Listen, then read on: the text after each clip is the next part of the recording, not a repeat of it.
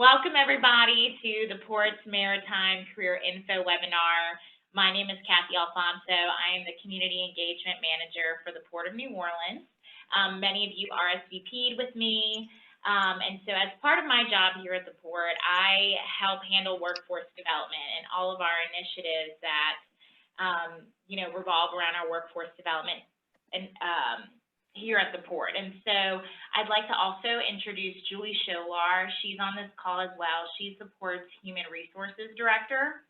And so to tell you a little bit about these events, typically we would have this event in person, but given the pandemic and wanting to be cautious of everyone's safety, we decided to take it virtual. And so I wanted to give you all a little bit of insight about how tonight's event is going to work, because since it's on Zoom, it is going to be a little different than our typical in-person events. So first, we're going to hear from a number of speakers. If you would like to ask a speaker a question tonight, we have a chat feature as part of Zoom. So Julie, our HR director, is going to do a test chat so that y'all can all see. Y'all should see a red notification popping up on the bottom of your screen. That is the chat feature. So if at any point in the evening when someone is presenting, you have a question for them, you can utilize the chat feature to submit your question, and we'll get to all of the questions at the end of the presentation. Just for time's sake, we're not going to do Q&A after every speaker. We're going to consolidate that to the end because I don't want us to run into any technical difficulties with Zoom. So moving forward with the event, part of the reason that the Port decided to start hosting these last year is because one of the top questions that I get, that we get when we attend community events, is how to get a job at the Port.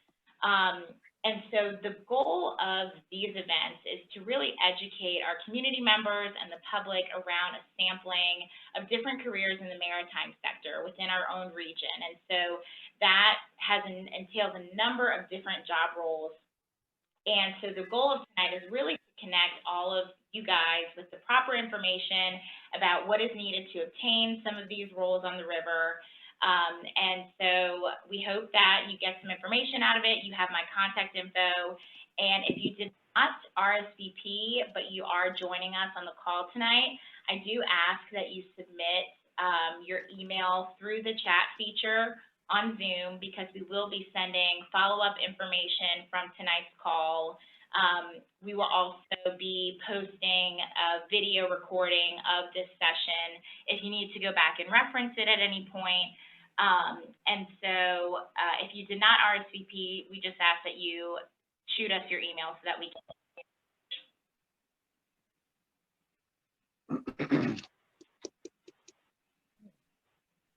All right, let's see here.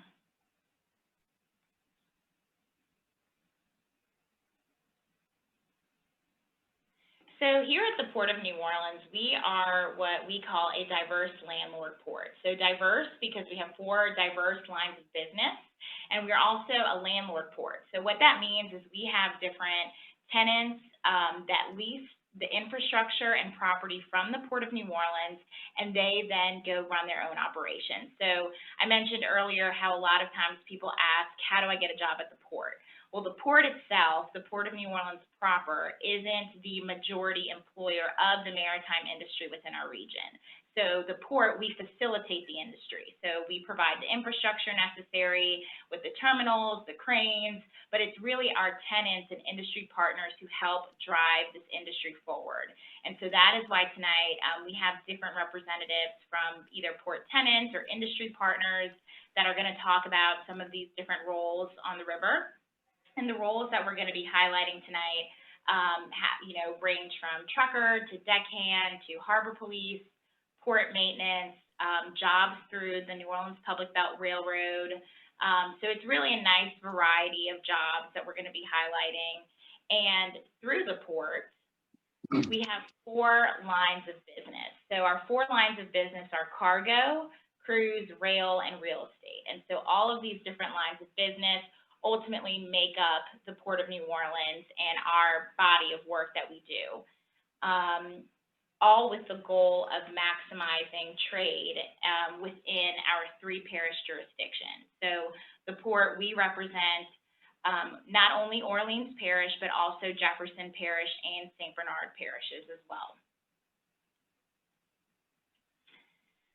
So the port itself has about 250 employees. But when you factor in our tenants, that number goes to a little over 19,000 jobs within that jurisdiction that I mentioned of Jefferson, Orleans, and St. Bernard. These are well-paying jobs. The average salary of a Port of New Orleans tenant is $74,000 a year, and so that's 41% higher than the local average. And so these are jobs within our own backyard, and we really want to make these jobs and information about them more accessible. And so hopefully you'll get that. So if this would have been an in-person event, we would have handed out these flyers, but this is one of those items that I'll be emailing to you all afterwards. But this here just gives you a sampling of the different types of careers that exist along the river. So while we are only going to be highlighting 7 of those tonight, this just shows you really a bigger picture of the different possible roles that you could have within the maritime sector. And so it's really a lot of diverse type of jobs, and with different certifications needed, different backgrounds, different skill sets.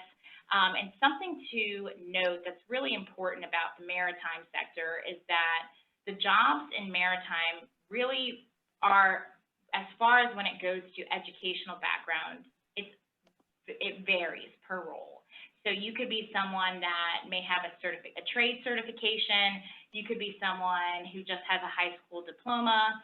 You could be someone that has an advanced degree, and there is a career within the maritime sector that would be applicable to you.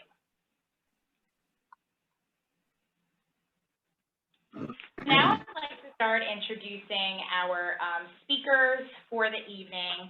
So first, we're going to be hearing from our different educational and workforce partners.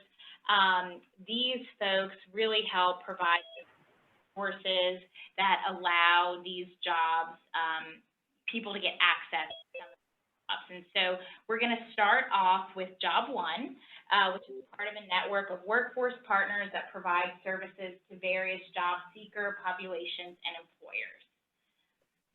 So let me go to the slide.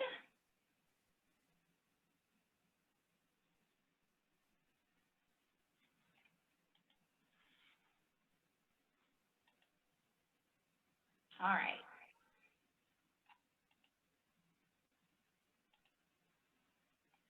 Oh, you're going to have to, okay, there we go. Thank you. Good evening, everyone. My name is Ms. Sadie Jackson. I am the Recruitment and Placement Supervisor at Job 1 Business and Career Solutions. We service job seekers and employers of New Orleans and surrounding areas. You can go to the next slide. Thank you. So for job seekers, we assist with resume assistance, training, financial training assistance, career counseling, and different things that pertain to the job seeker in an effort to make them more marketable and to really improve their skills and for them to learn additional ones as well. On the employer side, we assist employers. That's the next slide. We assist employers with different types of training programs that we have. We are funded by the federal grant, WIOA, that's Workforce Innovation and Opportunity Act. So different things that we can assist employers with as far as OJT experiences and work experiences. Basically, we have job seekers that do not have all of the skills that is needed for an employer. And we go to the employer and we say, hey, if you agree to allow this person to train under you, if you agree to hire this person and allow this person to train under you, we will reimburse you 50% of the cost of training. So that's one way that we help out the job seeker and employer. Another one is work experiences. So sometimes for people that are just entering into the workforce, or for people that are transitioning to new industries and they lack any experience in the workforce or that industry, we have what's called a work experience program. Well, we go to the employer and we say, hey, if you allow this person to gain some experience with your company, we will pay 100% of this person's wages for up to 6 months. So that's just a little bit of what we have going on at Job One right now. Due to COVID, we are still assisting. We have just adapted our services to virtual. So we have virtual job fairs, we have virtual resume assistance, and different things like that. And job seekers can also still apply for training assistance as well. I was trying to keep it under the 5 minutes. All right, perfect. Well, thank you so much. And again, if you all have questions for any of our presenters, you can submit them through the chat feature. Julie's going to be monitoring that for us. And so now, moving on to our next speaker, we have Rick from Delgado Maritime and Industrial, the River Campus. Rick? Yes, this is Rick. Hey, Rick, how's it going? Doing good. I'm sorry it took me so long to get on. It's okay. It's okay. Perfect timing. Yes, I was trying to get on with you guys. Can you hear me? Yes, we can hear you. Okay. You want me to start my little presentation? Yeah, so I have the slides pulled up for you. Okay. I have if you want to go ahead and start talking about the customized deckhand training. Yes, I can do that. Delgado, my name is Rick Swab. I'm the Senior Director for Delgado's Maritime and Industrial Training Facility in New Orleans East. We're right next to the Coast Guard and NASA sites out by on Old Gentilly Road. We've been at that facility for over 30 years, but in the last 5 years, we have built a new center, and we have expanded our facility and our offerings by numerous programs. We are a U.S. Coast Guard certification platform training center for mariners, and at this present time, we feel that the aging workforce, with the aging workforce and the mariners promotions, that deckhands is going to be our next viable program. We've been training deckhand programs probably for the last 5 years, but in the last 6 months, we have invested $1.2 million to build a deckhand building strictly for deckhand. It will have a teaching kitchen. It will have a barge set up with 4 barges. It'll have a wheelhouse where the captain can talk to the deckhands and actually be a working platform just like they do when they go on the towboats out in the Mississippi River.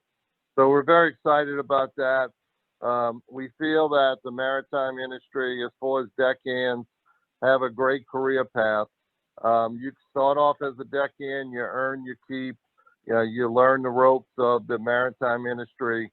18 months from that time, you become what they call a tankerman, which is transferring fuels and different products up and down the inland waterway. From that point, after you're there as a tankerman for about 18 months, you can go ahead and apply for a steersman license, which will give you a chance to become a captain. So, and we are bringing people in from entry-level job to a captain-level job in 5 to 6 years. We're talking about a salary starting off at around $40,000 a year. And in the 5 to 6 years, they can become a licensed towboat captain with a salary in the 6 figures range. So we feel very excited of the fact that we have a really good product. We have a lot of good partners. and we feel that a person, man or woman, that would want to be very productive and be aggressive on making a career in the maritime field, so the sky is the limit. And I can tell you, being in education business for over 25 years, that career paths with that type of advancement is very rare. So that's what we offer over at the Maritime School. I mean, we do all the recertifications that go with licensing, and we do everything from firefighting to water survival to medical to confined space, hazardous materials, all those different certifications and all the different advancement levels of training we do, so that way you can continue to have a great life, and a great life for you and your family, and a great livelihood. So that's a little bit of that snapshot about what we do in the deckhand program. All right, well, thank you, Rick. And next up we have Dan from Nunez Community College. Hi, how are you? Are you able to hear me okay? Yes. I don't see the slide up on the screen. Oh, let me see. Let me pull it up. While you're looking for the slide, let me say that we're really excited about Delgado's program out there. Although we're another school, of course, they're one of our sister institutions under the state community college system at LCTCS, and they got a great facility out there. So really fantastic opportunity going on there. And also, I'm really happy to see Job One on here. We're an approved trainer for Job One, so we do a lot of work with them. And I would be remiss if I did not mention our other partner in the same realm, which is Tri-Parish Works. I see that we have Brian Gibson on the call here with us, and Tri-Parish Works does the same thing that Job One does for Orleans Parish, except that they serve residents that live in St. Bernard, in St. Tammany, and down in Plaquemines Parish as well. So it's great to have these resources available to us. All right, let's see. I'm pulling it up, Dan. Sorry about that. That's okay. You're giving me a chance to see so many pretty faces on the call right now. All right. So, you know, I just put together a little bit of information. There's an exciting program going on with our community college system for the state of Louisiana under an initiative that John Bell Edwards put forward.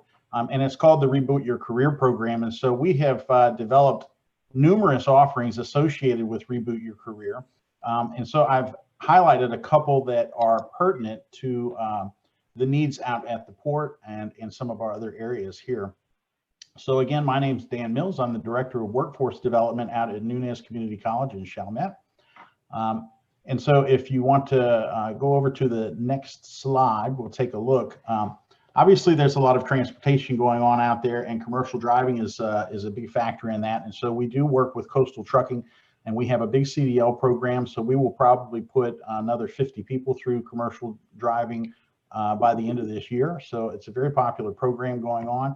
And I don't have it listed on there, but as a part of the Reboot Your Career program, we're going to be able to offer $750 off of the normal price for the CDL training. So that's an exciting opportunity for those looking to get into that area.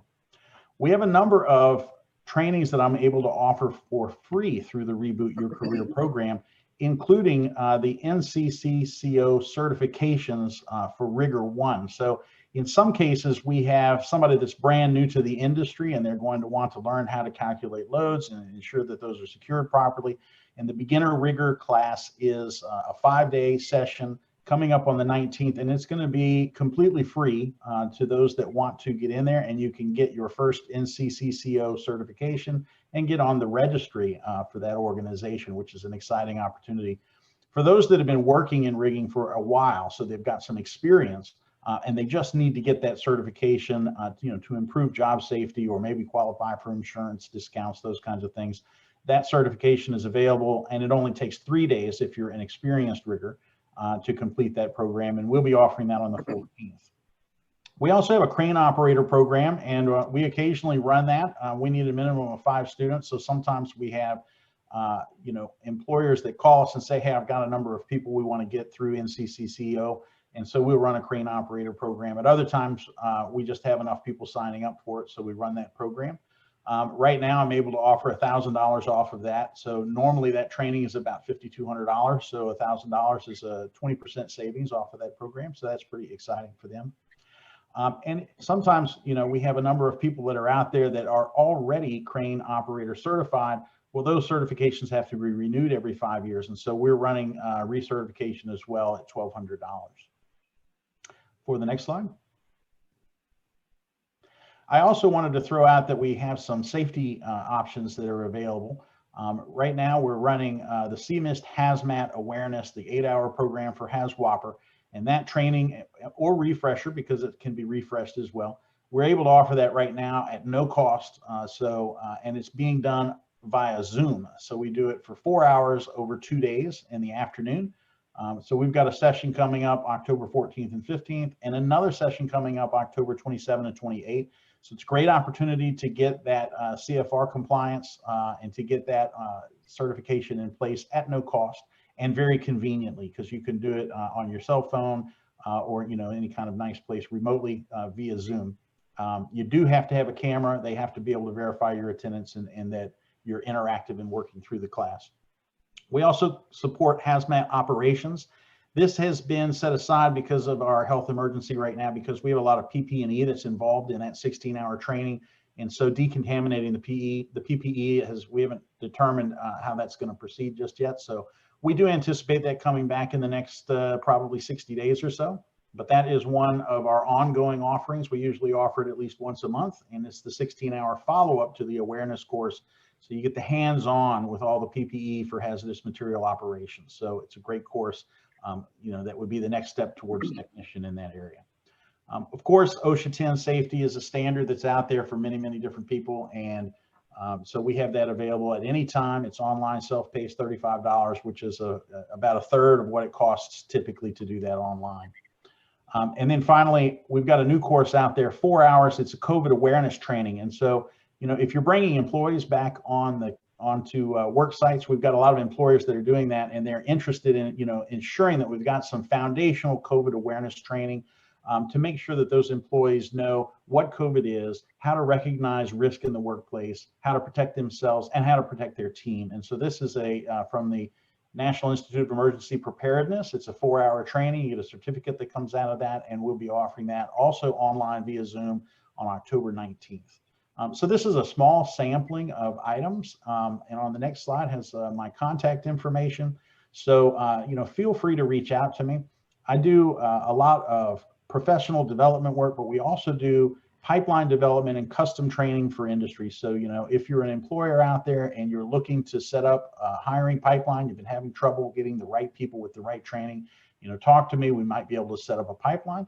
And also, you know, we do custom training. So occasionally you have a new project come on, you need to train 20 or 30 people to do a specific task, and we work very well to accommodate that kind of training as well. Very excited to be on the call. Thank you, Cathy, for inviting me over to do this, and thanks to the port and everybody that's here. And I'm happy to take any questions, or just reach out to me by email or phone. I'm happy to talk. Thank you, Dan. All right, so let me switch back over here to our other presentation.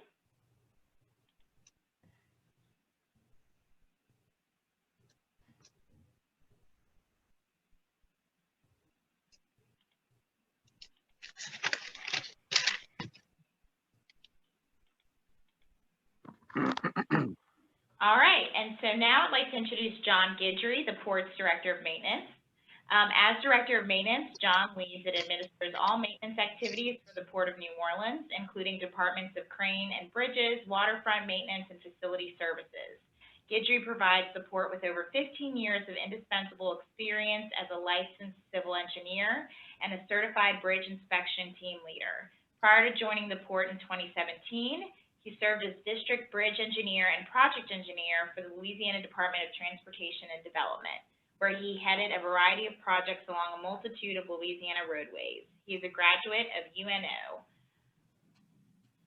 All right, John. Thanks, Kathy. Yeah, as Kathy said, my name's John Guidry. I'm the maintenance director here at the Port of New Orleans. Thanks everybody for tuning in this afternoon. So the maintenance division here at the Port, we employ up to 120 positions throughout the Port, all of which are civil service titles. And for those who aren't familiar with what civil service is, it's a government title. So you have federal civil service, state civil service, parish, and sometimes city and town. A lot of times we get confused with the city civil service, but we are a state government entity, so we're state civil service.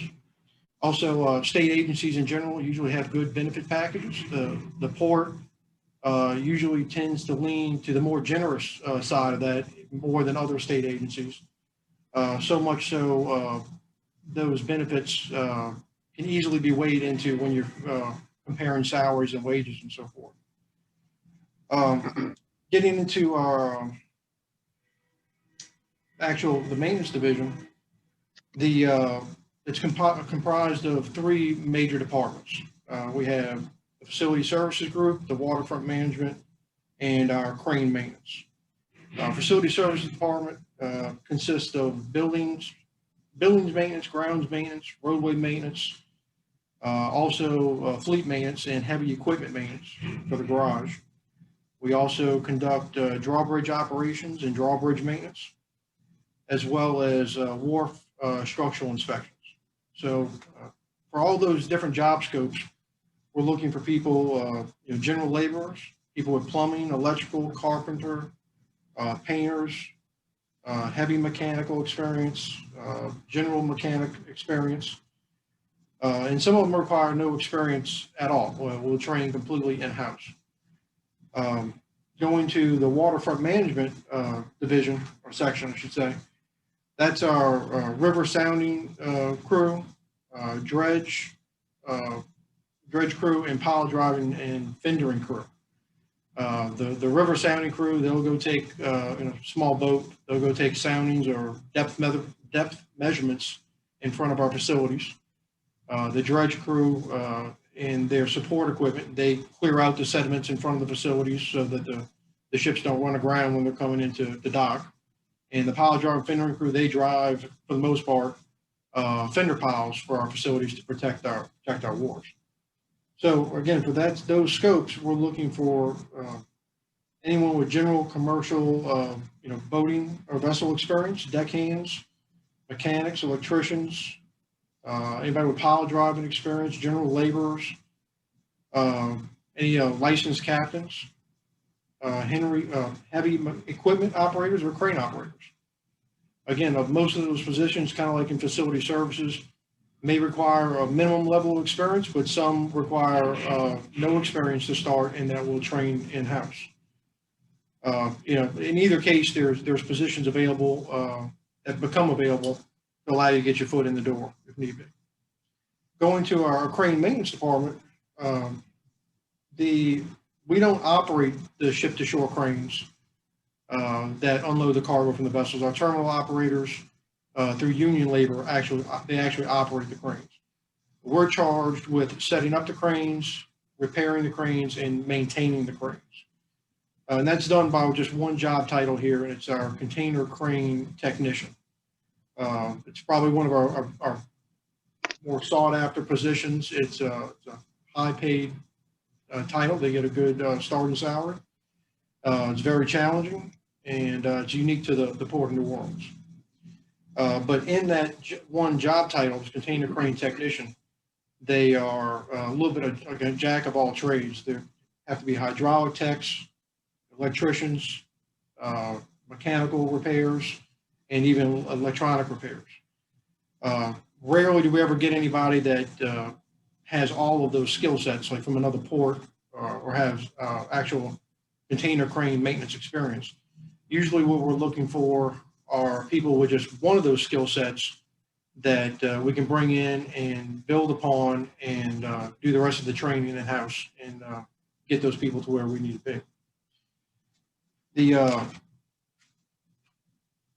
positions, though, are usually posted when they become available. They're posted on the civil service website, and there's I'm sure there's a link on the Port's website as well. But the positions you'd be looking for could be anything. Obviously, the electrical titles, plumbing, mechanic, they're going to be labeled as such. But you'll also see bridge operators, heavy equipment operators, pile driver, dredge engineer, container crane techs, and we use port facility maintenance specialists quite often. That's a general title that we can use for anything from plumbing to electrical to general labor, whatever it may be. But in all cases, any of the positions all offer some level of non-competitive promotional advancement. And then obviously, if you're here and doing a good job and so forth, there's other promotional opportunities for the foremen and managers and so forth. That's all I have. I'll look forward to any questions during the question and answer.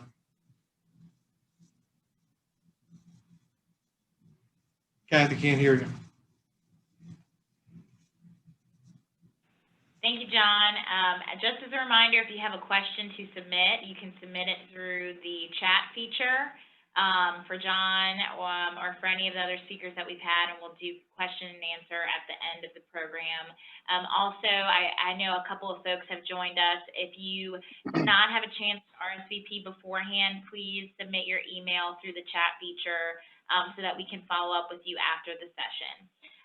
So moving on, I'd like to introduce our second speaker, Nick Jumonville of the Mid-Gulf Association of Stevedores.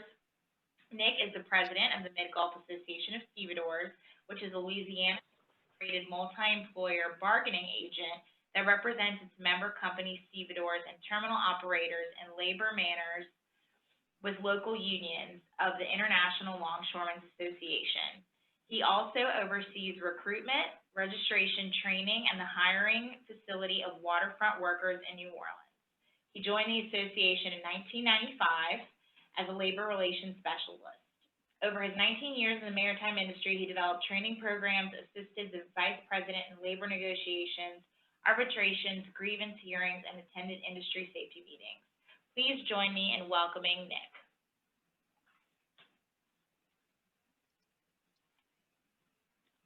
Nick, are you with us?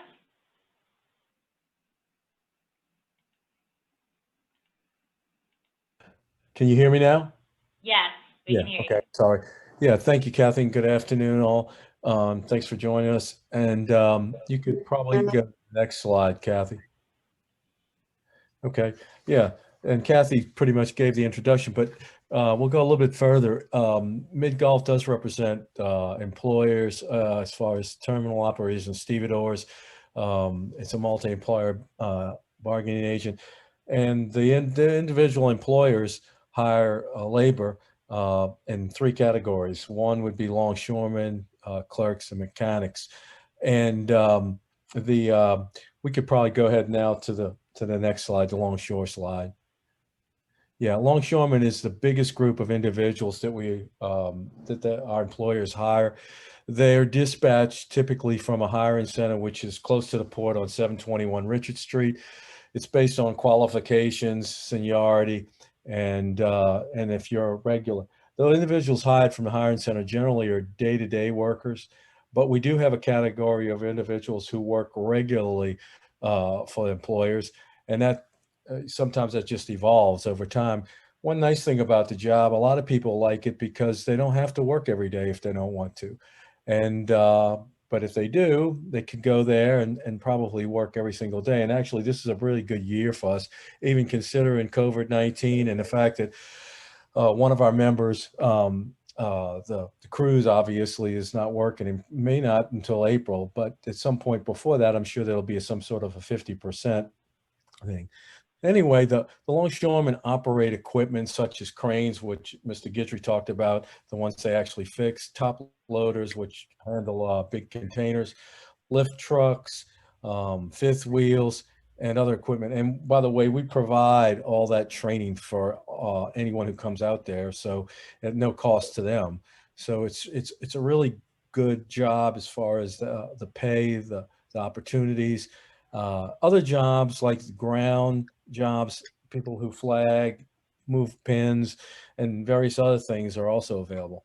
Now, there is a promotional mechanism. Typically, most longshoremen become, if they want to be promoted into a entry-level supervisory position, they would go to foreman, and in some cases, superintendent and other management. But the benefits are so great that a lot of individuals tend to stay as a longshoreman and a foreman because they can jump back and forth from those jobs.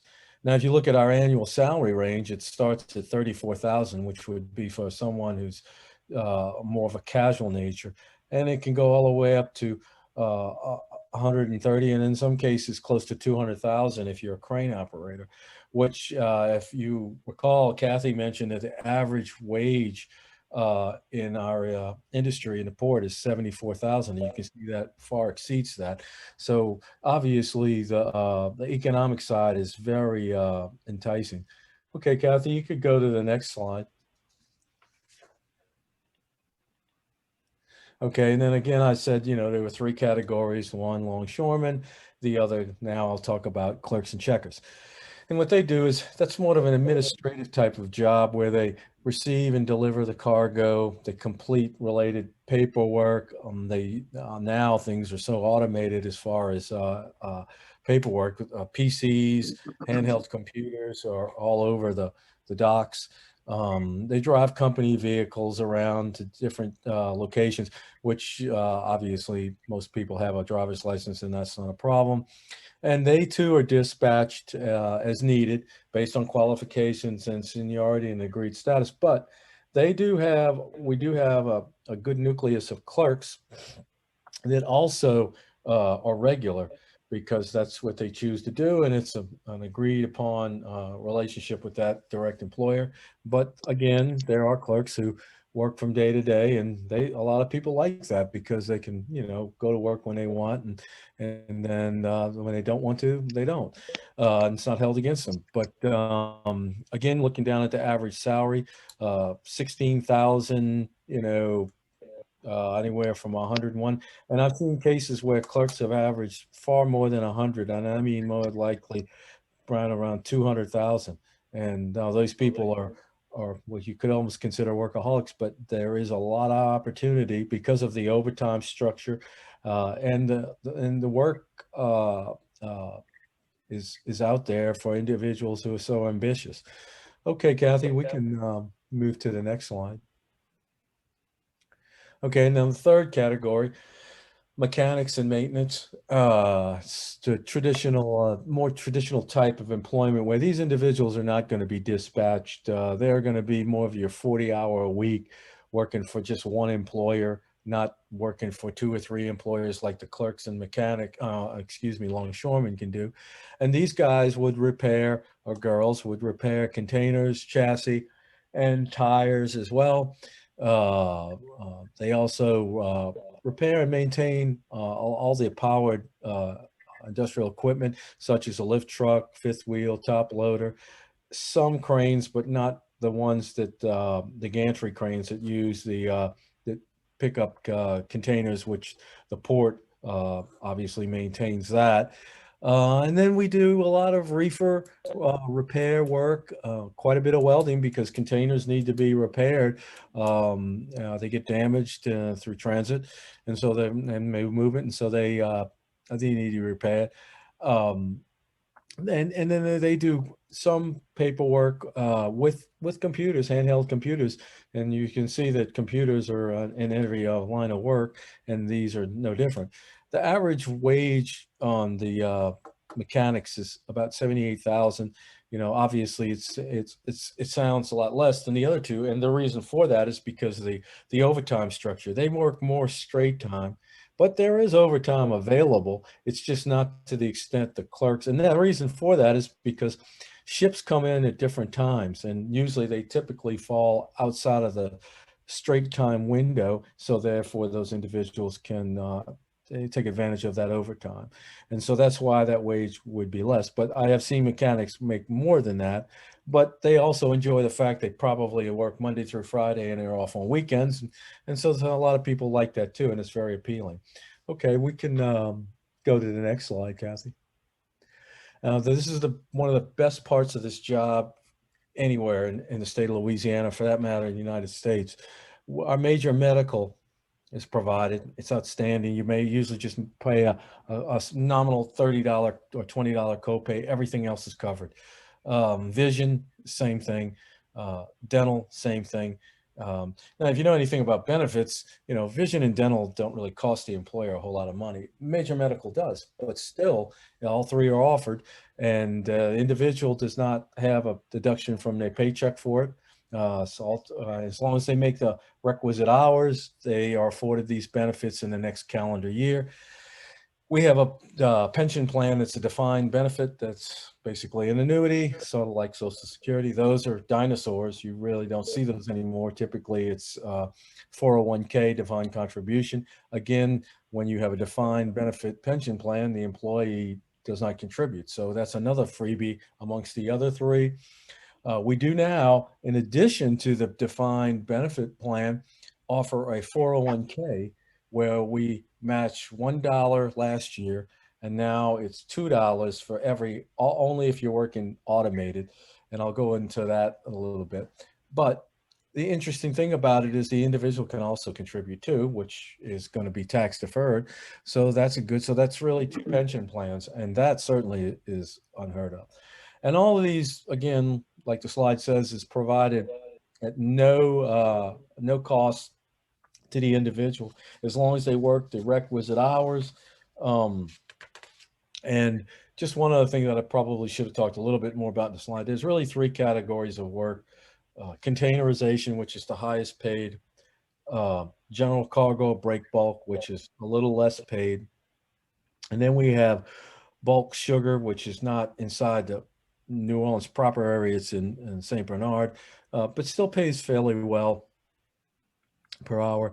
And then we have the cruise, which is pretty good in its own right, because the hourly rate is good. But if you are a porter, you can make quite a bit of money with tips. Now, excuse me, under COVID-19, that probably won't happen, because we're already talking about that, and they want to keep it, the cruise lines want to keep it contactless.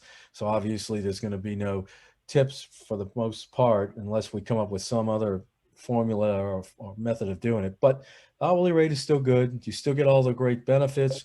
And in that operation, you can sort of come and go as you please too. So that being said, if anyone has any questions, certainly Cathy has my information, and we will certainly take questions at the end. So thank you for your time, and certainly consider us, because it's really an outstanding opportunity. Thank you, Nick. All right, so our next speaker is Captain Melanie Montrell of the Port of New Orleans Harbor Police Department. Captain Montrell joined the Harbor Police Department in March of 2001 as a police officer and worked her way through the ranks. She is currently the Assistant Chief of Police for HPD and is currently the Academy Director in charge of training. As one of 46 postmaster instructors in Louisiana, she is part of a committee that creates the training curriculum for all police officers throughout the state. Captain Montrell also handles all in-service training for HPD. She is also the commander of Criminal Investigations Division and the commander of the police patrol boat, receiving her patrol boat operator certificate from the Federal Law Enforcement Training Center in Glencoe, Georgia. She received a degree from Southern University in 2007 and her master's degree from UNO in 2009. Captain? All right, can everybody hear me? Yes. All right, thank you so much. Good afternoon, everybody. I'm glad to be here with everyone that's on. I know I can't see everyone, but we're definitely glad that you guys called in to get some information. So I'm going to talk a little bit about Harbor Police and what we do and what we look for in police officers. So first and foremost, our mission is to contribute to the Homeland Security by ensuring safe and secure cargo throughout the port, which also includes some things that we talked about earlier, like the cruise lines and the container ships that come in through the port. So we are the police agency that is tasked with ensuring that all of the tenants, the visitors, and the port workers remain safe at all times. So if you're looking at the contents, these are some things that we're going to go over today. You can go to the next slide, please. So just a little bit about who we are. So we have 41 sworn police officers. And when I mean sworn police officers, each office here has attended a certified police academy. Harbor Department itself is actually certified to run its own police academy. In 1956, we purchased our first patrol and rescue boat, and currently today we have 3 rescue and patrol boats that we use. 1974, we became certified to run our own academy. And 2017, we relaunched our bicycle patrol division. The patrol division, you'll see anywhere from in the uptown area all the way through the CBD or the French Quarters along the riverfront and the Moonwalk area. So you'll see us out there on our bikes quite frequently. So where do we patrol? We patrol 22 miles along the Mississippi River and Industrial Canal, and we also patrol through the 3 parishes that the port has jurisdiction in, which is Orleans, Jefferson, and St. Bernard. Can everybody hear me okay? Yes. Okay, just wanted to make sure. So another thing that we do is we work closely with our federal partners. We work with U.S. Customs and Border Patrol at our cruise terminals. We also conduct undercover operations. We inspect a lot of the cargo that comes in. We work with the FBI. We are actually partners with them. I am on the Joint Terrorism Task Force Intelligence Committee. So we work closely with them to ensure that the port overall is safe and that we are tracking and monitoring any homeland security threats that we may receive. Next slide, please. So starting off with some of our divisions, our patrol division, it is actually the heart of our department because it's how we deter crime by patrolling and being proactive. They operate 24 hours a day. A lot of things that they focus on is prevention of crime through proactive patrols. They're out looking to discover any hazards. They coordinate a lot with different port tenants. I know that Cathy had mentioned that earlier. We do coordinate a lot with them just to ensure that we have good public relations and also make sure that their areas are safe as well. We do fire inspections. We do have a full-time fireboat here and a fireboat crew. We do respond to any emergencies and calls on the wharves, as well as if we have to go into the water. Some other things that we do is, obviously, if we have to, we arrest any offenders. We spend time testifying in court.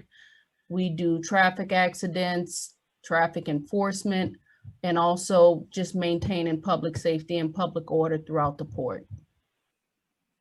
Next slide, please. As I mentioned earlier, we do have a marine division, and the marine division patrols the port's waterways, the Inner Harbor National Navigational Canal, as well as the Mississippi River. When we have high assets, like high asset events such as the Super Bowl, you'll see us patrolling out there with U.S. Coast Guard. You may see us out there with Customs. And we will be conducting different surveillance activities with those other agencies.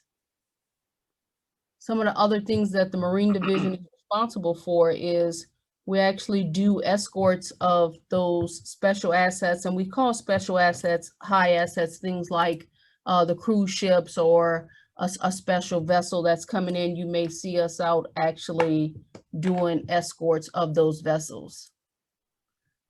Next slide, please. So when we're talking about our training division here, being a police officer in Louisiana, we have mandatory training that we are required to host every year, such as firearms, officer safety, defensive tactics, and things like that. However, here at the Harbor Police Department, we exceed the training requirements by about 200%. We put on all different types of trainings, where it's a field training program, where it can be good public relations, dealing with the public, police ethics, police misconduct. So we go above and beyond the required training to ensure that all officers that do work here are trained with the highest standard to produce the best officer possible. Next slide. Another division we have is our criminal investigations division. What they do is they conduct follow-ups on all of the crimes that may have occurred, and when I say crime, not meaning that something's happening every minute, but if we do have an event or something that happens, then they will follow up and follow up with the district attorney if have to. They also help in aiding and providing escorts for dignitary services. They work closely with other task force throughout the other agencies that we work with, such as the New Orleans Police Department or the Gretna Police Department, Jefferson Parish, St. Bernard, so forth. So our detectives will work with their detectives, and we do share information, look at different trends that may be happening in different parts of those parishes to see if we can correlate any of those activities and solve any cases as needed. Next slide. As we talked about earlier, we recreated our bike division in 2017. Our CEO here, Brandy Christian, was very instrumental in making sure that we had some of the best top bikes in the state. So we purchased 6 new bikes to have the guys have the latest equipment and technology. Those bikes have sirens and PAs and lights and places for ticket books and water and different things like that. So again, you will see those bikes patrolling throughout the uptown area, to include the Moonwalk and Spanish Plaza, and you'll definitely see them when the cruise ships are in to help mitigate any traffic concerns. All right, so some of the benefits of working with Harbor Police Department here at the port, John touched on that earlier. We have a really good retirement system here. We offer health and dental and vision. After being a police officer for a year here, you are eligible to receive state supplemental pay. We get a uniform allowance monthly to help maintain and clean the uniforms. You have career diversity. Obviously, the question that we get asked most is, how do we supplement income? We do have off-duty details here as well. Paid sick, vacation, and holidays. And also, one of the good things is in the LASES retirement system, Harbor Police falls under the hazard duty plan. So your retirement is calculated at a higher rate than it is of just a civilian job. And the calculations and the age and the time limits are shorter because you are in a hazard duty system. For example, if you were in a civilian position, you may have to work 25 years for a retirement, whereas in a hazard duty, then you can do that at 20 years as long as you have the age. Next slide.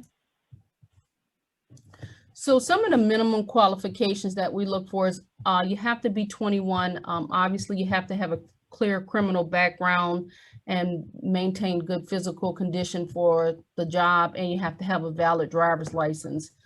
Obviously, there are some preferred qualifications such as previous law enforcement experience. However, if you do not have experience, we will send you to a certified police academy. Any type of security or military is always a plus. Anything in forensic science that can help with crime scenes or things like that. Understanding and training in political science. If you work in the maritime industry, that is actually great because we do have 3 boats here that we use in the police department. Homeland security training is a big plus, obviously, with us policing the Port of New Orleans, and strong writing and speaking skills, because everything that we do in the police world has to be documented, has to be followed up with a police report. So any of those things will be definitely beneficial in helping you further your career here. That is the end of my presentation. So hopefully I gave you a lot of information, and come join a great police department that has opportunities to do patrol work, and also another side of it, which is the patrol boat. All right, thank you, Captain. In regards to HPD jobs and the port jobs that John spoke about earlier, you can always check portnola.com, our website. We have job postings. Anytime we have a job posting, we post it on our website. So, all right, and now I'd like to introduce our next speaker. Tyler Bollner with CRC Global Solutions. Tyler has served as logistics supervisor with CRC Global Solutions for the past 7 years. He studied supply chain management at Southeastern Louisiana University. Please join me in welcoming Tyler.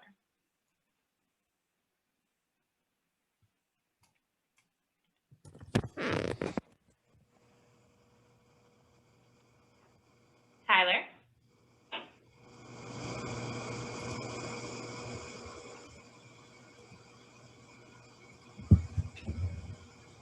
Can you hear me? Yes, we can hear you. Okay, perfect. My name is Tyler Bollner. I work with CRC Global Solutions. We're a logistics company. We operate warehouses throughout the country, most notably here in Kenner, Louisiana. We maintain our own truck fleet. And what I'm going to talk to you about today is kind of the steps in becoming a truck driver and kind of why it's important to the flow of maritime in Louisiana. The movement of freight is one of the most important industries and kind of underappreciated aspects in the country. Most freight is touched by truck at some point, if not all freight. Everything from containers and getting in and out of the port to cargo and processed goods, produce, making it to your grocery store. 36 million trucks are registered in the United States. 3.7 of those are Class 8 vehicles, which qualify as 18-wheelers. You can go to the next slide.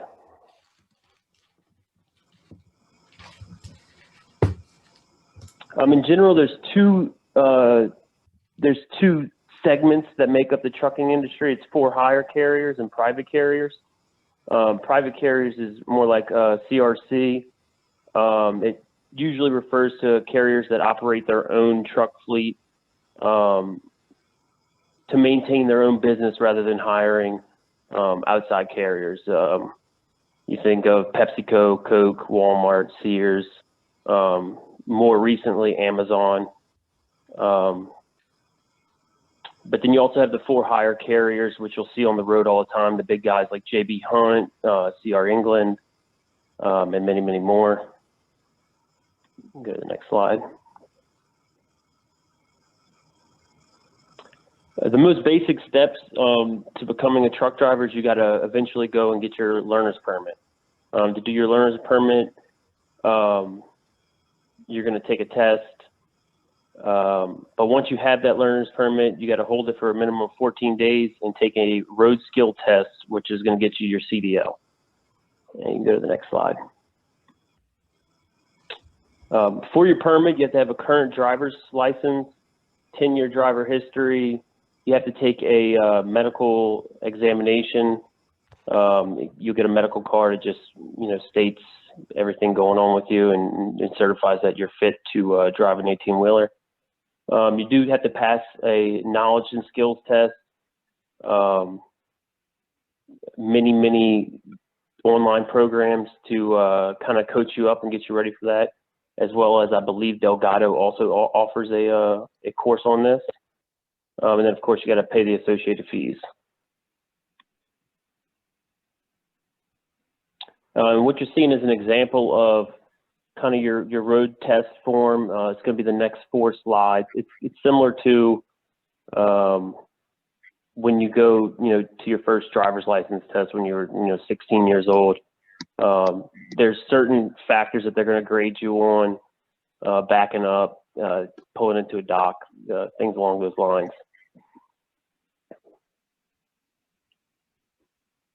And once you have your CDL, companies that you're going to get hired on with are going to want a few things from you, which you'll see a couple examples of these in a moment. But there's a driver statement of on-duty hours, just stating, you know, basically what your week prior to employment was spent doing, making sure that you're under the regulations for how much a driver can drive in a given week. There's an MVR release form, which just, you know, gives the company your driving history. Every company is going to have a mobile phone policy. There's also drug screening, and most companies will require 2 years of driving experience. There's schooling that you can go to get those 2 years of driving experience, as well as the big guys, the JB Hunts and other larger trucking companies will hire you right out of school.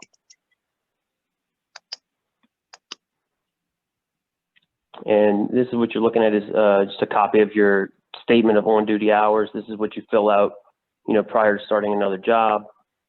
Just kind of states what you spent as far as driving previously prior to that employment. On the next slide, you'll see your annual review of your driving record, which every year you got to fill one of these out, and it just updates your driving history. And then kind of the overarching theme of trucking is it's expansive. It goes over many different jobs. Down here, you'll see a couple different endorsements that you can get as a truck driver. Each of them have their own skills and knowledge tests that you have to pass.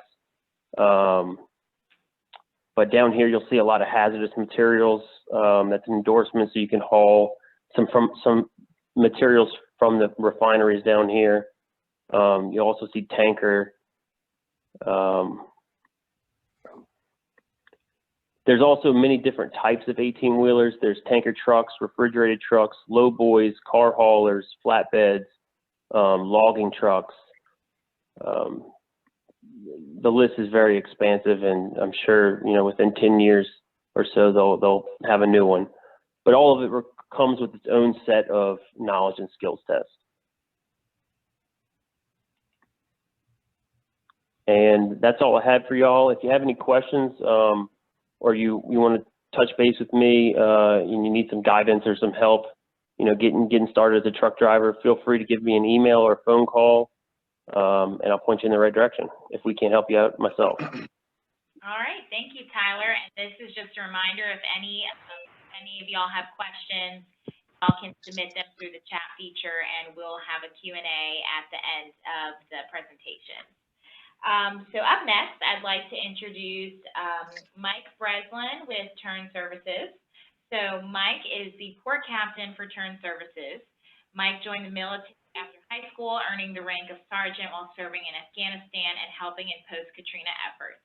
Following 9 years in the military, he started in the maritime industry in 2009 as a deckhand for Turn Services. After several years on deck, Mike earned his captain's license and moved shoreside to work in the logistics department, coordinating barge and boat movements and setting up fleet orders. In 2014, Mike was tasked to train new hire deckhands and moved to the safety department. Over the next 5 years, he was managed the safety department and now serves in the capacity of port captain. He is joined today by Darlene Valdez and Victoria Rotman from Turn Services HR department. And I'm going to switch my screen real quick for their presentation.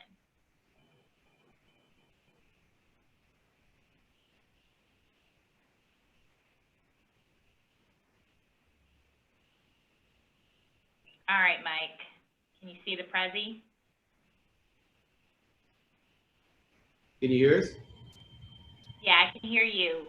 Can you see the presentation? Yes. Okay, perfect. Well, thank you for that introduction. Thank you for having us. I'm Mike Breslin. I'm the port captain at Turn Services, one of the port captains at Turn Services. But I didn't start there. So what I'm here to talk to you about is the role of a deckhand on an inland marine company. So I work for Turn Services, and what we are is a barge fleeting and repair company. What that means is that we have push boats, or tugboats as you've heard them called, that will move barges around for customers, mostly dry cargo at Turn Services, which is different things like corn and beans and coal. But we do some liquid too, which would be things like LPG and even molasses that will move around. So that's what Turn Services does. What I do specifically is I manage the day-to-day operations of the people who are working on those vessels, our vessel personnel. And so that's a little bit more. I'm going to talk just specifically about some of those vessel jobs today. And if you wouldn't mind, if we'll click on careers. All right. And then vessel trading, Steve Norton. Perfect. Okay. So this is a list of all the different, well, that was a list of all the different jobs we have. But again, you know, we're going to focus on deckhand. So a lot of the other companies have represented some of these other job titles pretty well. So I won't repeat what they've said or step on their feet. So we can go to deckhand. Thank you, Cathy. All right. A deckhand's main responsibility is to tie and untie barges using what we call wire ropes or stationary rigging. That's usually about 1-inch wires that are on the barges that you use to fix them together. And really the idea is that when you put the barges together, they stay together until they get where they're going, and then you take them apart. That's a pretty simplified version of what a deckhand is supposed to do. Outside of that basic job description, we also have deckhands. The deckhands' other responsibilities are to maintain the vessel that they're on. This includes learning some things about diesel engines, because all of our boats have big 1,000 horsepower diesel engines in their engine room. Also learning basic navigation skills. Also learning about different machines that are on the boat and how to maintain those. And even doing cleaning and cooking and basic skills to keep the boat running every day. The minimum education to join a maritime company is going to be a high school diploma with Turn Services certainly, and you have to have a driver's license, but they'll talk a little bit more about that in a minute. And once you become a deckhand, that is the entryway, but that's not the end of the line for you after you get into a maritime company. So if we'll jump back out, I think we can get into the money screen, which is always a attention catcher, and deckhand to captain. Thank you. So you can see the deckhand is the first place you go. As mentioned in the introduction, that's where I started. I started on the deck in 2009. Once you have experience doing that and sea time, you can apply for a Coast Guard license, which is a merchant mariner credential. It makes you, it certifies you as actually a member of the military in a way, the same as the Navy or Space Force. So then after deckhand, you can move up to tankermen. Tankermen are responsible for moving liquid between liquid barges. They usually work with big oil companies like Chevron or Exxon, and they are responsible to make sure the product safely gets from the barge where it's stored to the facility where it's going to be processed. That's not going to be a bump and pay for steersmen, for tankermen. Beyond tankermen, there's steersmen, which is it's a license that we're talking about now. You've got net merchant mariner credential. The thing with steersmen is you have to be standing right next to a licensed captain when you're a steersman. So the company has to invest in you and another person. So you have to have some experience with the company, and they have to believe in you to pay for that. After steersman, you will become a mate pilot. What a mate pilot is, it means you can run your own watch, but there has to be another licensed captain on the vessel with you. So you've got to be able to be in the wheelhouse by yourself, and you still have somebody that can help you out if you get into trouble. And beyond that, there's a relief captain, and then a fully authorized master unlimited with a towing endorsement.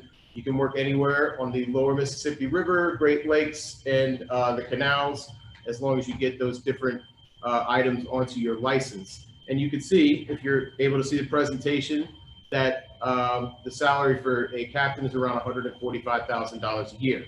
That's not bad. If you invest in the company for about 4 or 5 years, you could get to that point. And we like to compare that to going to college. We feel like we will invest in you and give you an education if you invest in us and give us your time. And then you can get to that point and you don't have any debt when you get to that. But you do hold a license and you're able to make a great living. So to talk a little bit more about landing the job, if we want to click out and get to the how to land the job, I'm going to hand it over to Victoria Rotman, our Human Resources Assistant. Hi, how you doing? So first and foremost, you will be drug tested. So not only at pre-hire, but you'll also be drug tested throughout. When you're filling out the application, make sure that you fill out the entire application. Use a basic email address, typically your name or initial and last name. If you don't have any prior job experience, that's fine. List anything, clubs, sports, groups you've been a part of, babysitting, volunteer, anything that you might have, list that on there.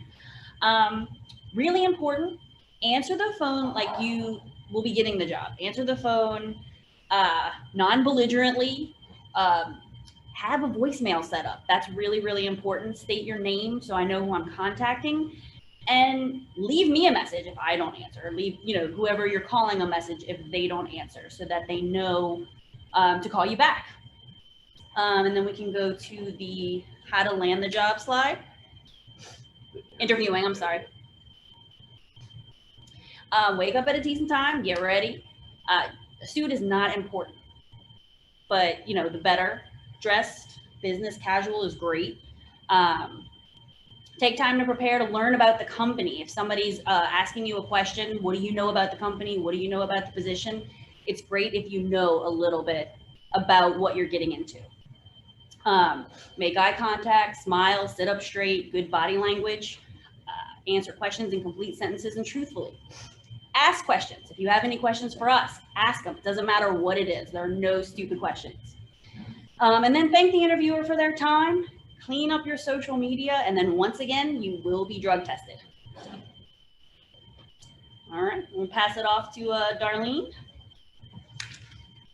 Okay, so my name is Darlene Valdez. I'm the Human Resources Generalist, and I'm going to talk a little bit about the benefits that the company offers. So once that deckhand has aced that interview and done their onboarding and orientation, they get to start work at Turn Services. As Mike mentioned, the base salary for a deckhand starting in could range about $42,000 to $48,000 a year. Once you have got the money, then you want to start thinking about benefits. The company offers a wide array of benefits such as medical, dental, vision. There's a company paid life insurance as well as long-term disability and short-term disability. Once a person has been with the company for 6 months, they're also eligible to participate in the company's 401k plan where there is a match to the contribution. That along with the pay that a person would be receiving, makes it for a great job at Turn Services. So that's a little bit about us, and I think we're a pretty typical example of a lot of inland companies, especially in the New Orleans area. So thank you for paying attention. All right, thank y'all so much. And now I'm gonna hop back over to the main presentation.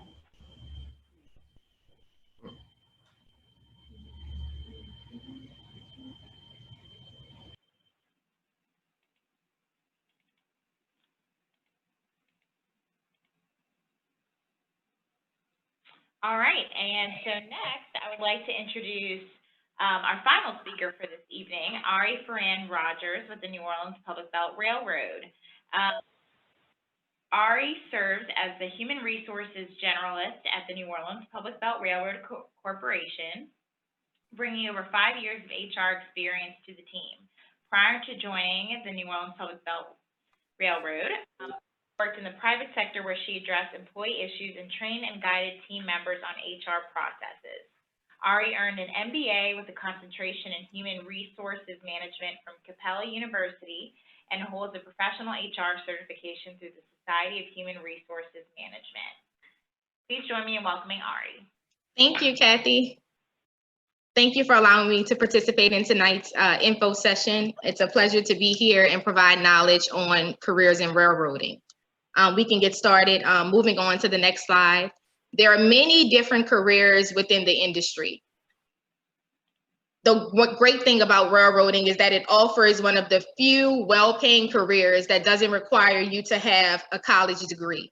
So if you're dreaming of a career that will allow you to be hands-on, advance your skill set, and take your earning potentials to new heights, then a career in the railroad industry may be the right choice for you.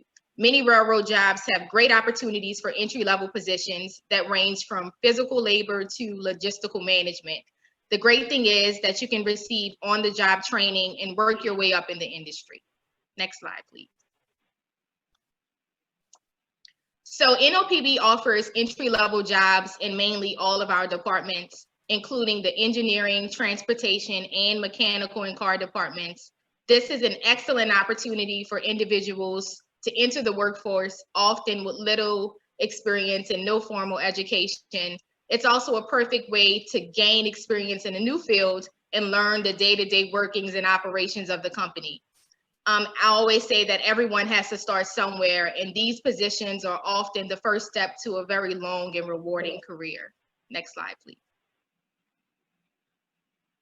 So just to provide some general knowledge on a few of our entry-level positions within the engineering department, we have the track laborer and also the bridge painter. So the track laborer is actually a position in the roadway department, which is under the engineering department. And track laborers are employed to perform inspections, maintenance, and repairs on rail tracks. It's a physically demanding job that requires a high level of strength and stamina. Track laborers work outdoors and cover a wide geographic area. Welding experience is not required, but it is definitely helpful. Also, the bridge painter is also another entry-level position that is within our bridge department.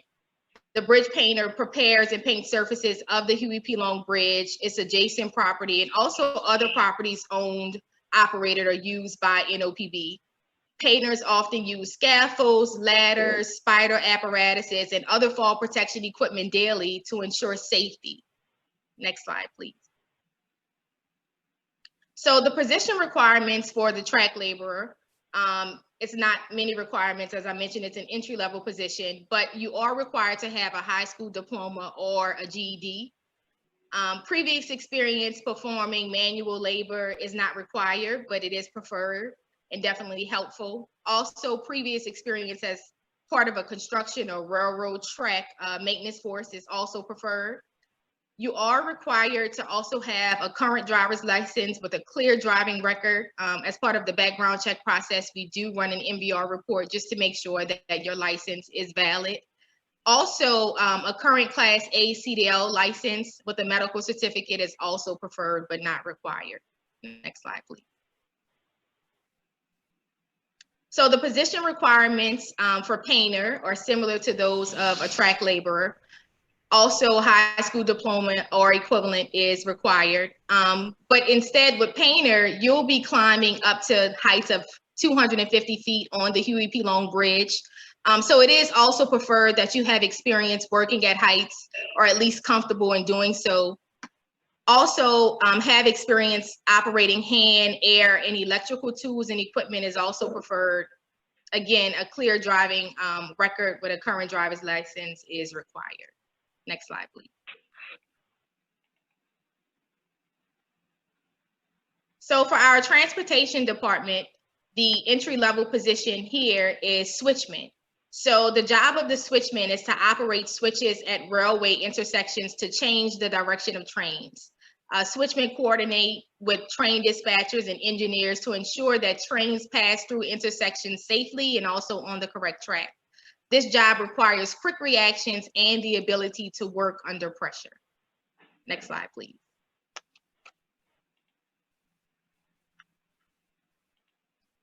So the switchman job requirements, as far as education, also requires a high school diploma or equivalent. 2 years experience working or training required, not necessarily in railroading, but in an industry similar. And then also a CDL license, a current driver's license with a clear driving record is required. Thanks, Cathy. Next slide, please. Oh, no, you're fine. Okay, so the entry-level positions within the mechanical and car department consist of carmen and a machinist. So a carman ensures the safe operation of rail cars in accordance with federal regulations and industry standards. The carman's job is primarily to inspect rail car parts such as gasket and air hoses, and also identify problems and remove defective parts and make proper repairs. The machinist's job is to inspect, service, repair, and also maintain diesel locomotives. A railroad machinist also troubleshoots and repairs malfunctions in engines, air brake equipment, and also running gear or locomotive components. Please, next slide. So the position requirements for the carman and machinist, both require you to have a high school diploma or GED. As far as the carman is concerned, working knowledge of railroad freight cars and their components is preferred. However, a clear driving record with a current driver's license is required. As far as the machinist, it's very important to have knowledge of federal railroad administration, also known as FRA rules, governing inspection, servicing, and maintenance of the freight cars. Next slide, please. So this slide, I thought is very, very significant. It talks about NOPB wages and salary comparisons to the New Orleans metro area, the Louisiana area, and also nationwide across all occupations. So as you can see here, rail employees are highly skilled professionals who are among the best compensated workers in the nation. Again, it doesn't require a college degree. You can often start off with little experience and little education and truly work your way up. Right now, our manager of bridge and building started in 2006 at NOPB as a bridge painter. And he has since worked his way up, and now he runs the entire bridge department. So there's definitely opportunities for growth and to advance your skill set. Next slide, please. With that, I did want to mention that railroading is a 24/7 operation. So it's not the typical 9 to 5. It requires you to work weekends, holidays, and also night shifts. And it also involves processes that require operations to run continuously. So 24 hours a day, 365 days a year, in various weather conditions. The railroad industry, as I mentioned earlier, is regulated by the FRA and requires not only employees to participate in pre-employment drug screenings, but also post-accident and random drug screenings as well. Next slide, please. So before applying, I encourage applicants to please research the job, identify the skills and experience necessary to perform the job that you're interested in. Also determine the general requirements of that particular job and learn the day-to-day tasks and responsibilities. Research the company and its employees, which is also very important. The more you know about the job, the stronger you will be as a candidate. Next slide, please. Also, after researching the job, it's important to build an effective resume. So be sure to include current contact information at the top. Please make sure that you have a current address and a current phone number. So if you are selected for an interview, we can contact you and notify you. Also, it's important to list education to date. Even if you didn't, accomplish a certain degree or certification that you're working on, just put the expected accomplished date on there. That'll also be very, very helpful. Also, it's important to state accomplishments using action verbs and also explain how your experience is relevant to that particular position. Next slide. So after you research the job and build an effective resume, and you just so happen to get a call about an interview, it's important to dress appropriately and arrive early. Be able to show how past experiences relate to this opportunity. Also, provide examples of your past experiences. That is very critical. And prepare for the interview by anticipating what the interviewee will ask you and practice interviewing. And also ask appropriate job-related questions after the interview is completed, and just maintain professionalism throughout. employers definitely want knowledgeable and competent candidates to work for their organization. Next slide, please. And that's the end of my presentation. If you're interested in working for NOPB, please visit our company website, which is www.relnola.com, for the most up-to-date information on job openings and requirements.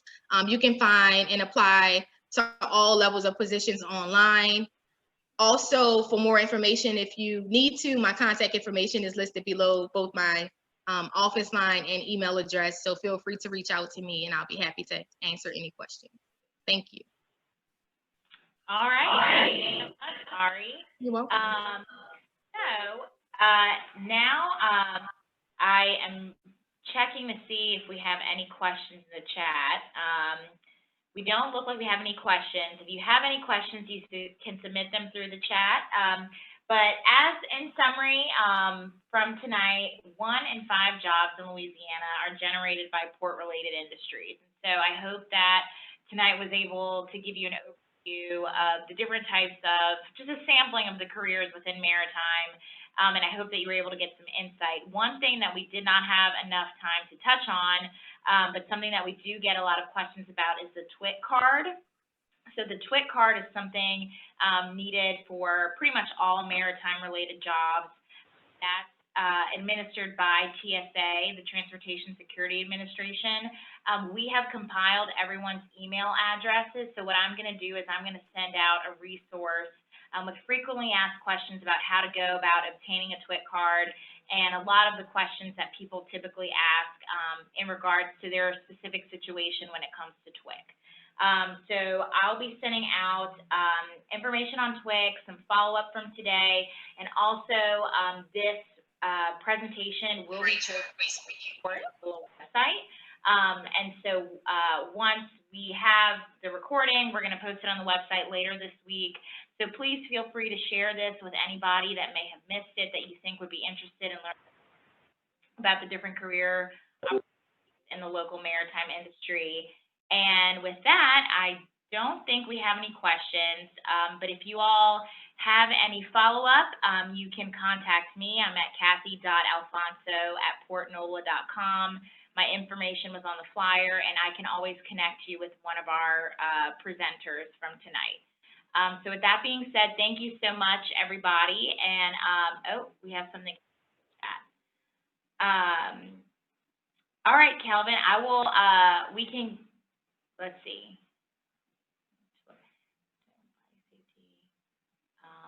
Calvin, I can get with you afterwards, and I can connect you if you're interested in, you know, something in particular. I can connect you with one of our presenters from today. I have your email. All right. Thank you so much, everybody. Bye-bye. Bye-bye. Thank you.